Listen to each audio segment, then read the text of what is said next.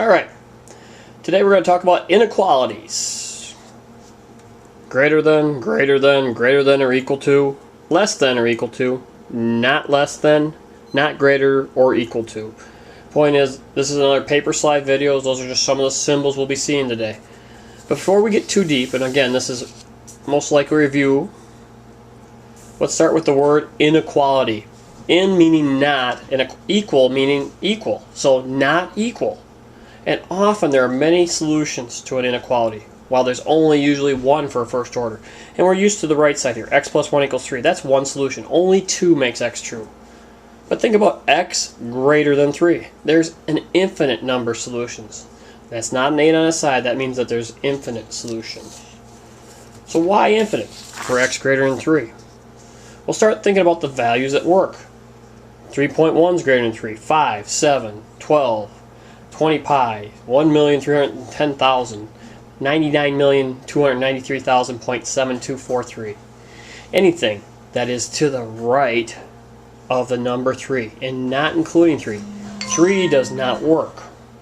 And again, we can use that thought process to graph inequalities. And if I use a piece of paper to block some here, and you might want to try some of these examples. If I pull this in, I have 3 inequalities written on the left side here. 2 is greater than x for the first one. X is less than or equal to 3. And x is greater than negative 4. And it's critically important, I think, to always start with the variable. So I would look at this one and say x is less than 2. Or I would rewrite it as x is less than 2. Which means this inequality for a graph. The variable is x. The number is 2. It points less than to the left. For the second example, I know that I have a variable x, the number 3, less than points to the left. Since it's equal, it's a solid dot that shows that it's equal to 3. Finally, for x is greater than negative 4, again, variable x, and it goes to the right because it's greater than and from negative 4. And then finally, we can take graphs and make algebraic statements out of them. Here's a graph of y, shown on the side here. You can see that it goes to the right of negative 1, not including negative 1. So it's not equal to negative 1.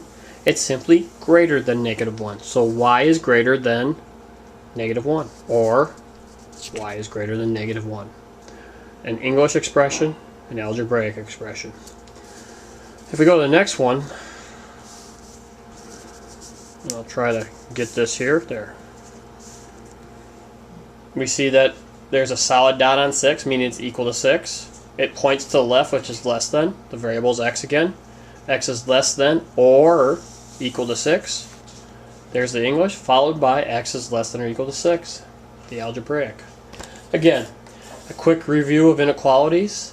Something to see as you go forward. We have to remember that there's greater than or less than.